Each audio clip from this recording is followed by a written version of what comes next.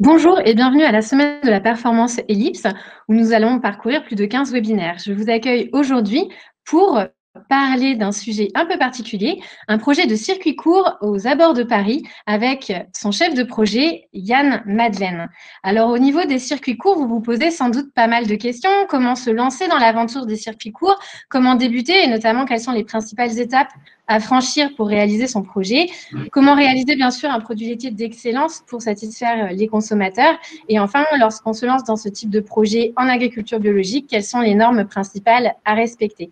Pour m'accompagner aujourd'hui dans ce webinaire, je vous présente Yann Madeleine, chef de projet de la Maison Madeleine.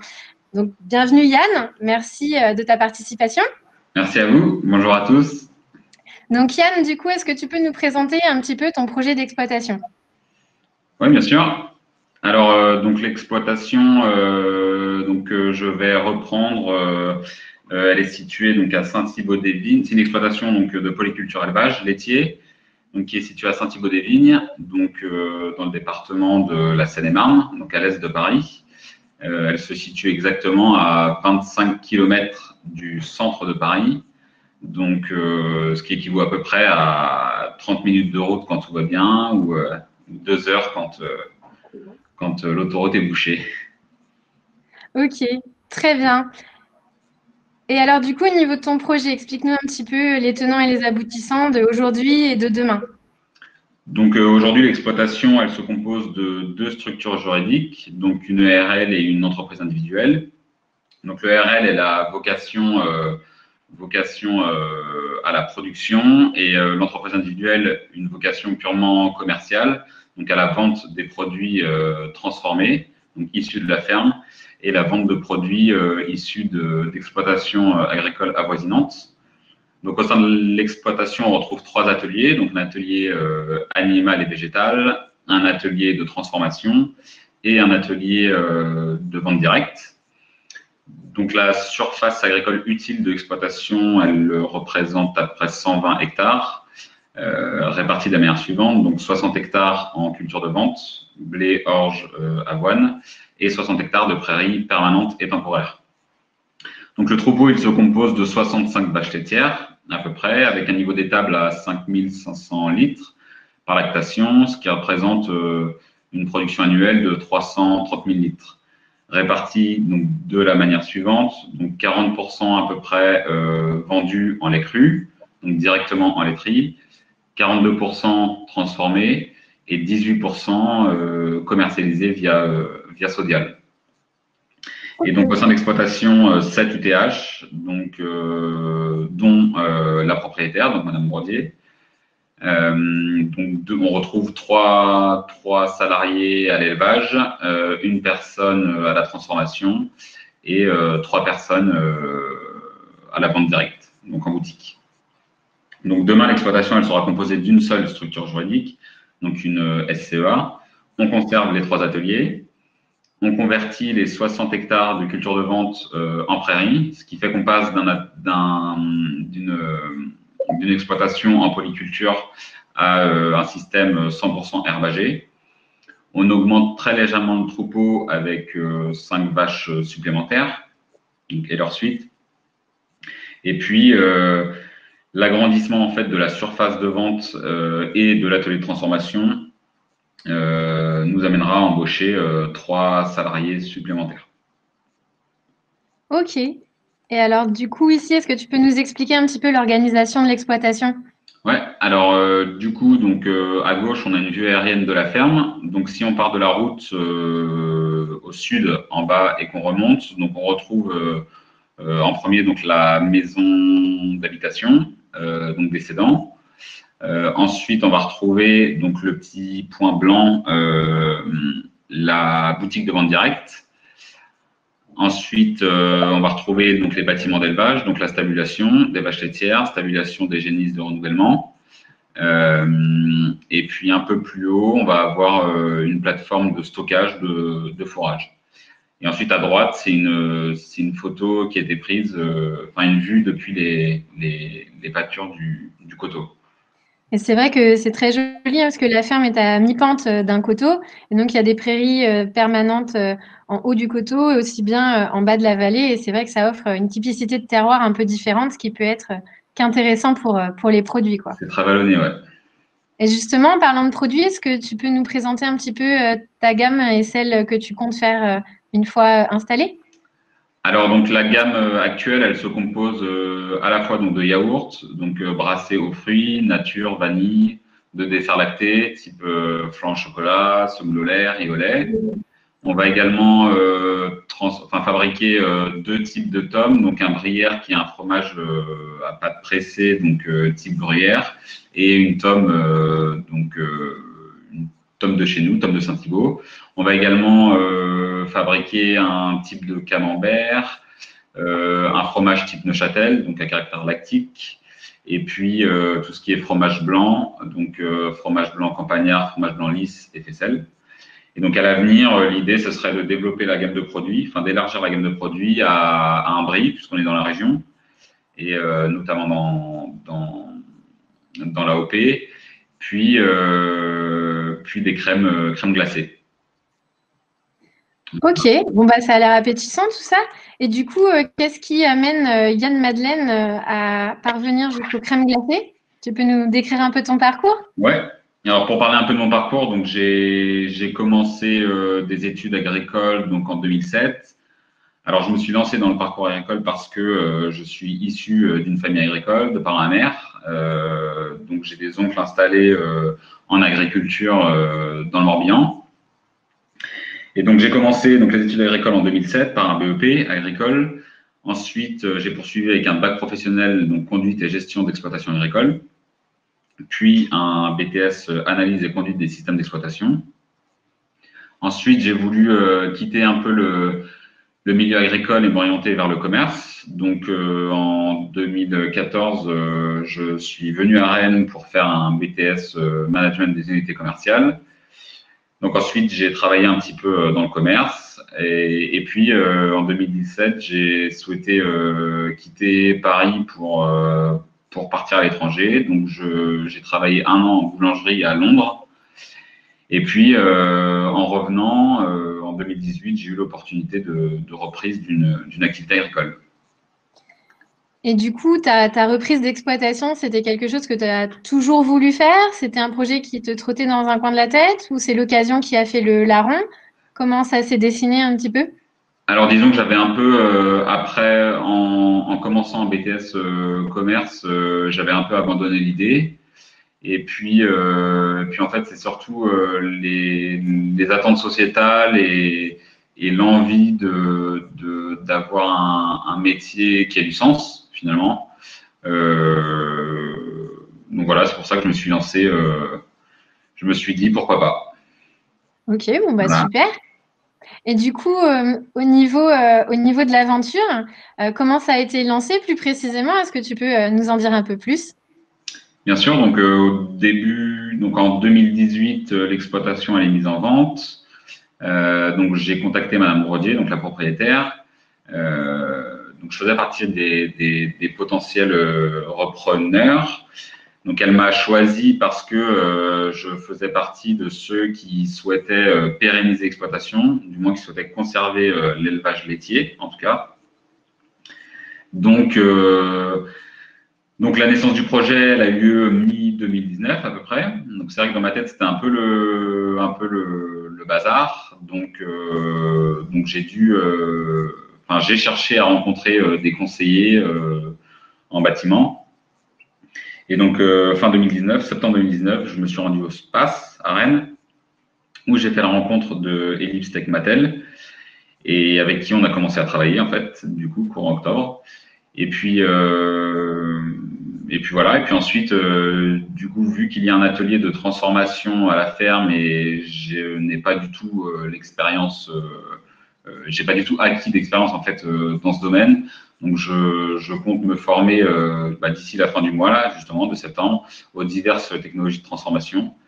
Et puis, pour parler de planning, en fait, le rachat de l'exploitation et le début des travaux, il serait prévu en début 2021, printemps 2021, et avec une suite logique en conversion à l'agriculture biologique. Ok, bon bah beau parcours. Tu m'arrêtes si je me trompe, mais du coup, au-delà d'une aventure business, il y a aussi une aventure amicale derrière ton installation. Je crois savoir que tu vas travailler avec quelques-uns de tes amis. Tu peux nous raconter ça? Oui, tout à fait. Alors en fait, quand j'ai eu l'opportunité de reprise de cette exploitation, j'en ai fait part à deux amis proches en fait avec qui donc j'ai fait mes études. Donc on s'est suivi en fait du BEP au BTS. Donc ces deux personnes étaient également parties dans des domaines bien différents, en tout cas autres que agricole. Et donc ils ont été super enjoués à l'idée de participer à cette aventure. Donc aujourd'hui ils ont été embauchés, ça fait déjà 1 an. Donc notamment une personne en tant que responsable d'élevage et une deuxième personne en tant que responsable de boutique. Ok, bon bah super. Alors du coup, on va passer un petit peu au cahier des charges que tu t'es fixé pour mettre en place des produits laitiers d'excellence.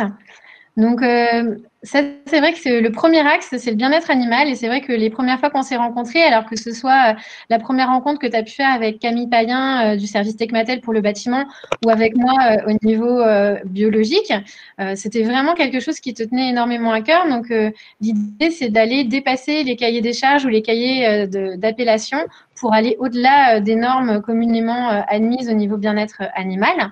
Ensuite, au niveau de l'outil de production, tu avais aussi de nombreuses exigences par rapport à l'insertion paysagère ou à l'impact environnemental. Et puis, au niveau commercialisation, tu as aussi mis en place des choix assez forts pour satisfaire tes consommateurs. Donc, c'est ce que je vous propose qu'on étudie dans les diapositives suivantes. Alors, le premier axe, donc chez toi, vraiment, c'est quelque chose qui te tient énormément, énormément à cœur et je pense que c'est un des gros leitmotifs de tout le projet d'exploitation. C'est un investissement très, très fort pour le bien-être animal avec en premier lieu un système 100% herbagé pour la santé du troupeau et aussi bien pour la qualité des produits finis pour le consommateur qui soit absolument sans ensilage. Ensuite, au niveau des normes bio, donc tu veux vraiment voilà, passer l'exploitation en bio, mais aussi dépasser ces normes, notamment au niveau du couchage des animaux, avec une surface d'air paillé et d'air d'exercice supérieure aux normes du bio, parce que les normes du bio placent autour de 6 mètres carrés d'air de couchage et 4 mètres carrés et demi d'air d'exercice, alors que chez toi, les vaches auront en disposition en tout 15,7 mètres carrés, avec une surface voilà, paillée, donc c'est plutôt chouette.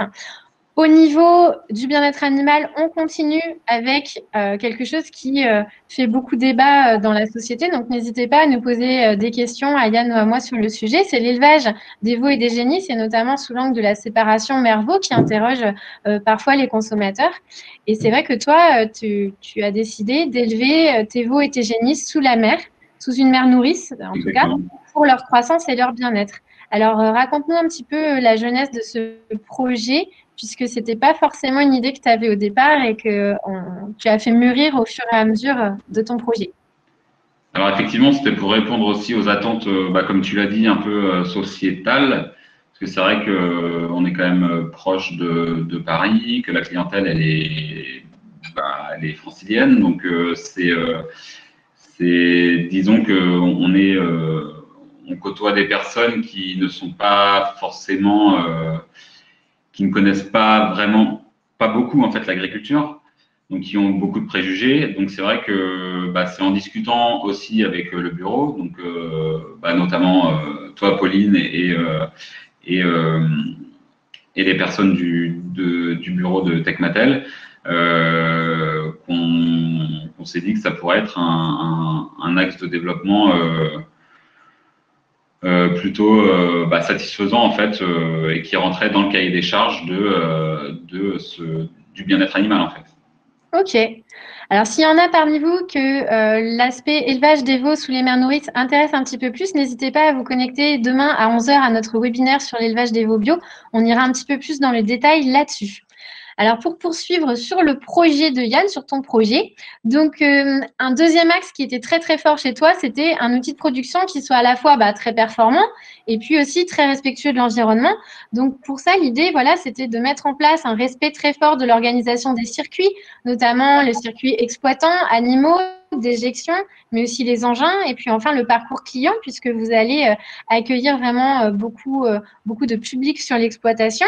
Ensuite, il y avait évidemment tout ce qui va être optimisation du temps de travail avec une surface de logement et puis des méthodes de production aussi qui soient adaptées à une organisation qui vous permette de vous dégager du temps. Je crois que c'était très important pour toi. Et puis aussi un bâtiment qui soit assez évolutif pour qu'il puisse permettre voilà, de par exemple utiliser différentes litières organiques pour les animaux, puisqu'à l'heure actuelle, ça sera sur paille, mais demain, pourquoi pas du miscanthus, pourquoi pas des copeaux de bois. L'idée, c'était aussi, à travers la collaboration avec notre collaboratrice Sarah Humbert du Pôle environnement, de voir tout ce qui était mise en conformité d'exploitation, stockage des déjections en accord avec la réglementation, évidemment, et puis l'anticipation de l'évolution des ateliers. Alors, pourquoi pas une augmentation d'effectifs à terme en fonction de la demande et puis du potentiel fourrager, d'éventuels rachats de terre. Et puis, je crois savoir qu'il y a peut-être un projet de poule pondeuse dans les tuyaux pour les années à venir. Est-ce que tu peux nous dire comment ça s'intégrerait dans ton projet circuit court-lait?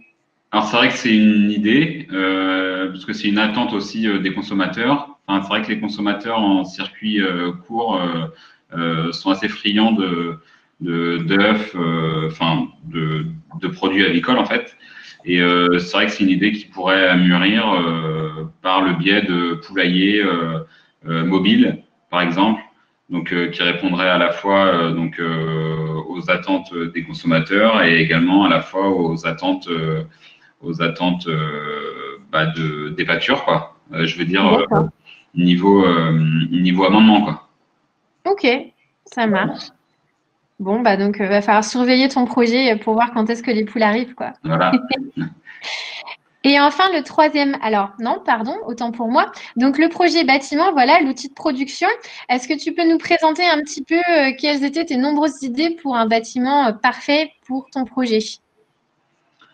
Alors, c'est vrai que moi, je cherchais à avoir des bâtiments assez symétriques.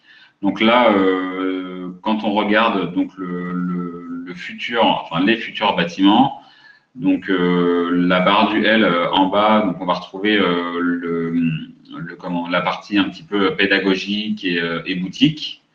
Ensuite, donc la barre du L qui remonte vers le nord, on va retrouver donc l'atelier de transformation, la laiterie, la salle de traite, et enfin le gros bloc central va être composé de la stabulation des vaches laitières et la stabulation des génisses, mères nourrices et vaches taries. Donc on a prévu, parce qu'en fait ce qu'on cherchait, c'est de développer un axe également pédagogique, parce que c'est vrai qu'il y a énormément de visites en fait à la ferme, le fait qu'on soit proche de Paris, j'imagine. Et donc, on a recréé en fait au milieu des deux stabulations, génisse et vache laitière, un passage client, enfin un parcours client en fait pour qu'il puisse se rendre plus facilement auprès des animaux. Ok. Et quelque chose qui était vraiment assez important et sur lequel je crois qu'on a beaucoup échangé avec Camille du service Techmatel, c'était comment réussir à combiner le pâturage pour toutes les catégories d'animaux et le bâtiment. Et c'est vrai que je crois que ça a donné lieu à pas mal d'allers-retours entre vous deux et puis nous trois pour essayer de caler ça et permettre à tous les animaux de sortir au pâturage. Voilà. Tout à fait. Donc enfin, au niveau du troisième axe, donc c'était une commercialisation qui est animée chez toi par une forte identité de marque et surtout au cœur de ton projet, c'est vraiment la satisfaction des consommateurs, notamment à travers pas mal de projets. Donc le premier, et pour toi, je crois que c'est la suite logique de l'exploitation très pâturante, très herbagère, c'est dès 2021 une conversion en agriculture biologique. Et puis, tu as aussi le souhait de passer certaines de tes spécialités en AOP ou en AOC. Est-ce que tu peux nous expliquer? Alors, c'est dans la future fabrication, en fait, dans les nouvelles fabrications qu'on aimerait mettre en place, donc notamment le brie. Donc, c'est donc pouvoir le fabriquer sous l'AOP, donc brie de Meaux ou brie de Melun. Après, c'est deux fromages enfin, qui sont les mêmes mais différents en taille. Enfin, voilà, c'est un cahier des charges bien spécifique à chacun des deux. Et c'est vrai que nous, à Saint-Thibaud-des-Vignes, du coup, donc, on se situe, entre ces deux AOP, en fait, Brie de Meaux et Brie de Melun. Donc, c'est vrai que ça pourrait être une, un biais d'amélioration, ou en tout cas d'amélioration. Ok. Et du coup, suite à ces appellations ou à ces réponses à des cahiers des charges qui sont bien connus des consommateurs, toi, tu avais vraiment en tête l'idée de mettre une espèce de surcouche avec un cahier des charges Maison Madeleine, avec notamment des normes à respecter supérieures à ces cahiers des charges, notamment autour du bien-être animal. Est-ce que tu peux nous expliquer pourquoi tu t'imposes, entre guillemets, une contrainte comme ça? Bah parce que j'estime que, enfin déjà en termes de bien-être animal, effectivement, j'avais deux prérogatives. C'était surtout de l'espace pour les vaches. Donc, comme tu as dit tout à l'heure, je préconisais en tout cas un minimum, au moins 15 mètres carrés, donc aire d'exercice plus aire de couchage, donc aire paillée par vache. Et après, c'est également ce dont on a évoqué également tout à l'heure, le veau sous la mer, qui me paraissait, qui nous a paru, même en discutant avec les bureaux, indispensable en fait, Ok, à ça la marche. logique, à la logique que je voulais donner de ma vision de l'agriculture. Ok. Et du coup, justement, cette vision, tu as vraiment envie de la partager. Je crois que c'est vraiment quelque chose, aussi bien que le bien-être animal, hein. J'ai l'impression que chez toi, c'est ces deux volets, à la fois bien-être animal et partager ton métier, partager ta vision de l'agriculture avec les consommateurs. Du coup, tout est fait autour du client, au niveau du projet, aussi bien au niveau de l'accueil que de la conception, peut-être plus zootechnique. Est-ce que tu peux nous en dire un peu plus sur comment tu comptes accueillir le public? Qu'est-ce que tu comptes leur proposer? Alors c'est justement, ça a été une contrainte à prendre en compte en fait, l'axe pédagogique, c'est-à-dire qu'il a fallu créer des bâtiments qui puissent accueillir du, du public et donc créer un parcours client. Et puis c'est vrai que le fait qu'on soit proche on a beaucoup de demandes en fait d'écoles, de collèges, de lycées à visiter la ferme. Et je pense que c'est quelque chose qui me tenait à cœur, effectivement, pour montrer que l'agriculture, c'est pas que ce qu'on voit à la télé, quoi, Ouais, ce qu'on voit à la télé ou sur certaines chaînes YouTube ou sur aussi. certaines chaînes YouTube, exactement. Ok, ça marche. Alors pour arriver à ce stade-là de ton projet, c'est vrai que on a la chance de t'accompagner depuis le début et c'est un projet qu'on est vraiment fier d'accompagner et qui a mis en œuvre pas mal de compétences différentes chez Ellipse, avec notamment en première intention bien, le pôle bâtiment qui t'a accompagné depuis le début, donc avec Thierry Réjard et puis Camille Payen que tu as rencontré au SPACE. Et donc là, du coup, l'idée c'était vraiment de pouvoir fournir une approche globale du projet dans laquelle l'angle bien-être animal a été instillé très très rapidement et puis un accompagnement évidemment technique pour la conception et puis la réalisation des bâtiments. À ça, c'est vrai que c'est greffé la partie peut-être un petit peu plus rébarbative, mais néanmoins primordiale, qui est la partie réglementaire au niveau de l'environnement. Et là, c'est notre collègue Sarah Imbert qui a pris le relais, notamment sur tout ce qui était voilà, capacité de stockage, la gestion du plan d'épandage, les bilans environnement avec les effectifs du projet, respect des pressions azote, phosphore, etc. Et puis évidemment la régularisation au titre des installations classées. Et puis un petit peu plus tard dans le projet, c'est vrai que tu as pris contact avec moi pour qu'on puisse regarder tout ce qui était un petit peu plus, système bio concret sur le terrain au quotidien, avec l'audit avant achat du troupeau, la mise en place des rations, tout ce qui était s'adapter au cahier des charges. Hein. C'est vrai qu'avec Camille et toi, on a fait pas mal d'allers-retours sur les contraintes du bâtiment par rapport au cahier des charges et que ça n'a pas été une mince affaire. Et Non. puis les préconisations pâturage, bien-être animal pour justement répondre à tes axes forts de travail. Donc là-dessus, qu'est-ce que toi, ça t'a apporté de travailler avec ces différentes personnes de Ellipse Techmatel? Alors moi, ça m'a beaucoup apporté parce que c'est vrai qu'à la naissance du projet en 2019, donc les idées, elles étaient là, mais c'était assez confus. Donc il fallait que je rencontre en fait des professionnels, des conseillers en bâtiment ou qui pourraient m'aider en fait à conceptualiser un peu le projet. Donc c'est à ce moment que je me suis rendu au SPACE, c'est que j'ai rencontré le bureau Techmatel, donc avec qui le feeling est tout de suite passé. Et donc un mois plus tard, Thierry et Camille du bureau se sont rendus, donc sont venus me voir sur le site pour qu'on puisse discuter. Et puis de là, on a commencé à travailler ensemble. Et c'est vrai que j'ai beaucoup apprécié en fait la réactivité. Un mois après notre rencontre, on était déjà sur le terrain, quoi, donc c'était plutôt cool. Et sinon, chaque pôle du bureau en fait avec qui je travaille a su répondre en fait aux nombreuses contraintes, à la fois zootechniques, architecturales, environnementales, réglementaires. Sans oublier en plus qu'il fallait assurer la cohérence du projet au niveau pédagogique, commercial et agricole.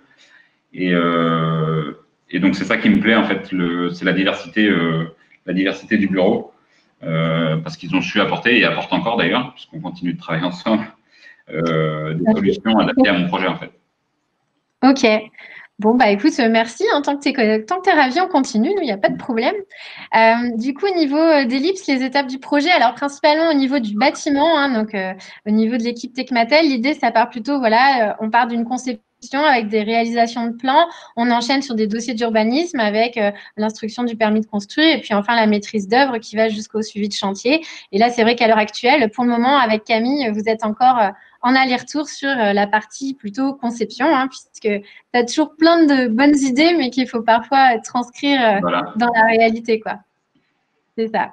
Alors, du coup, avant de conclure et de passer aux questions, moi, j'aimerais que tu nous dises quelles sont les 2 choses ou les 3 choses, enfin, c'est toi qui choisis, qui te semblent les plus faciles et celles qui te semblent les plus difficiles dans ton projet.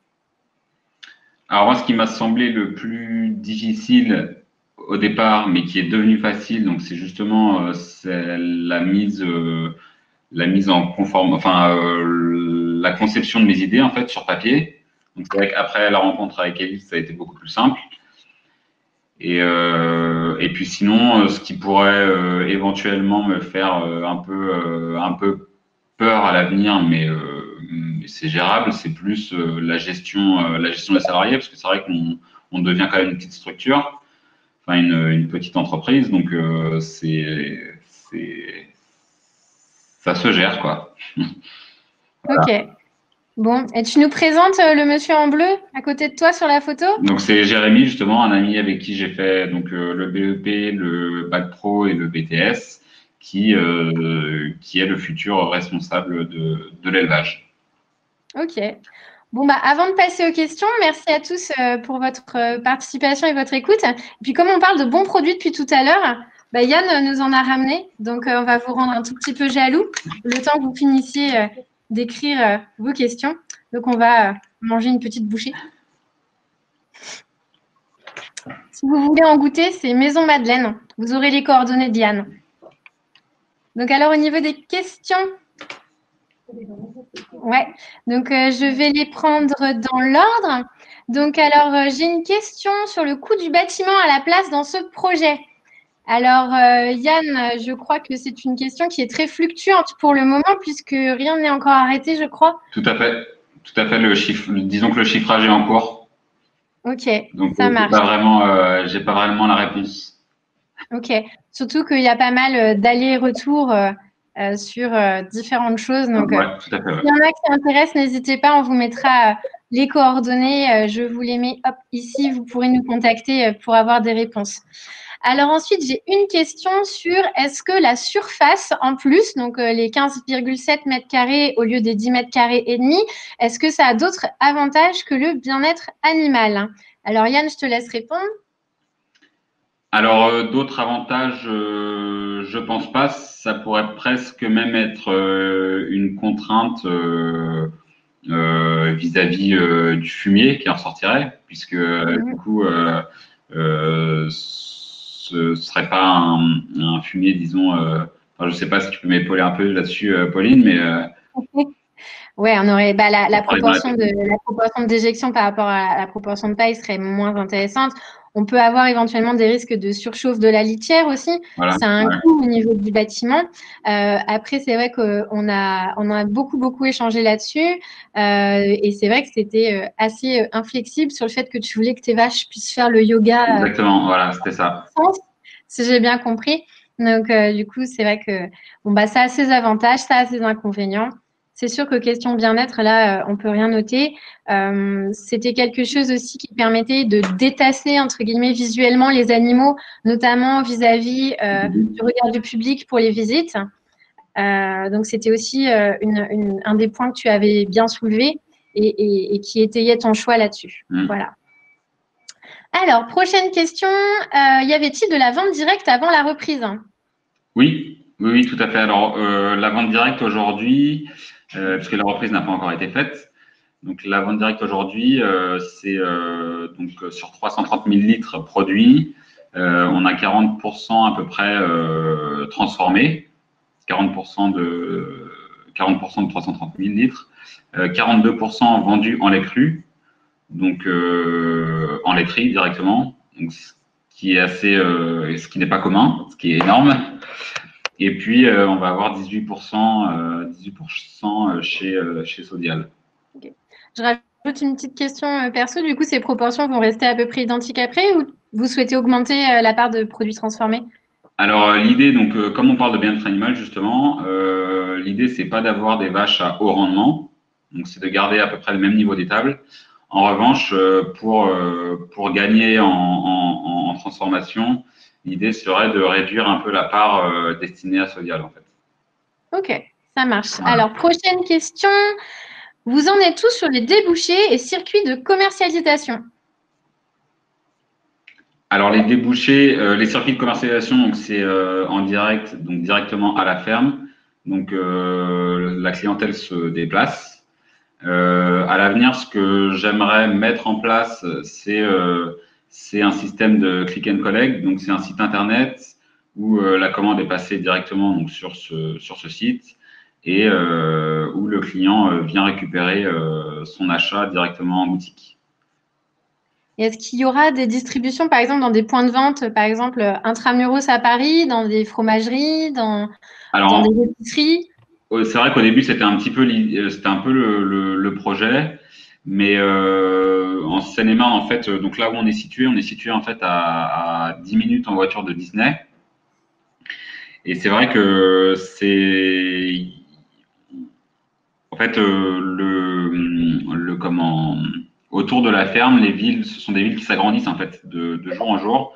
Et donc, on a un bassin de consommation qui est de plus en plus large.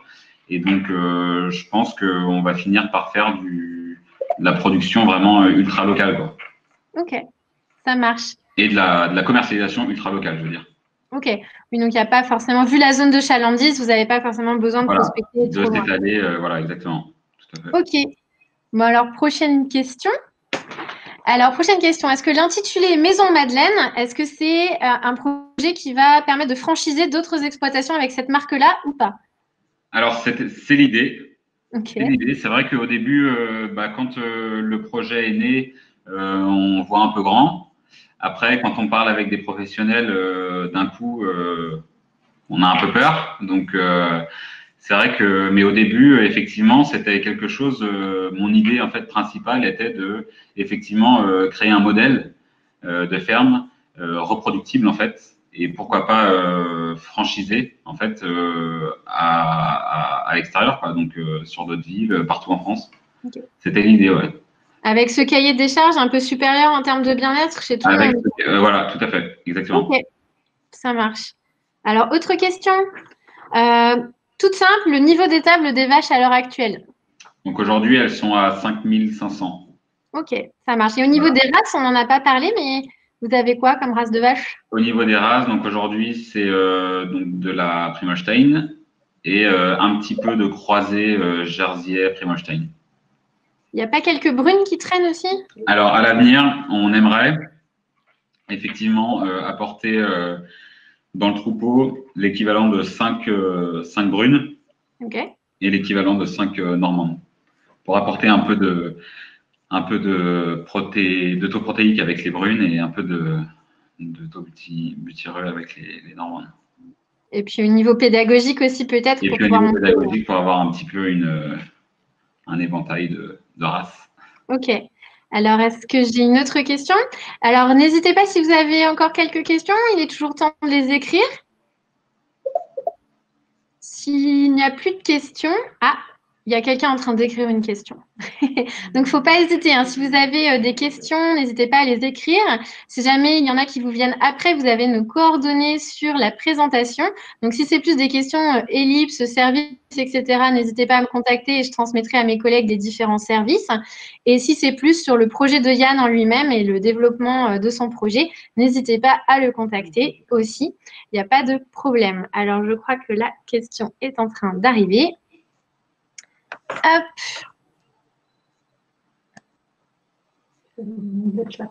Ouais. Alors, est-ce que la demande à l'heure actuelle est supérieure à l'offre en région parisienne sur les produits laitiers en circuit court? Oui.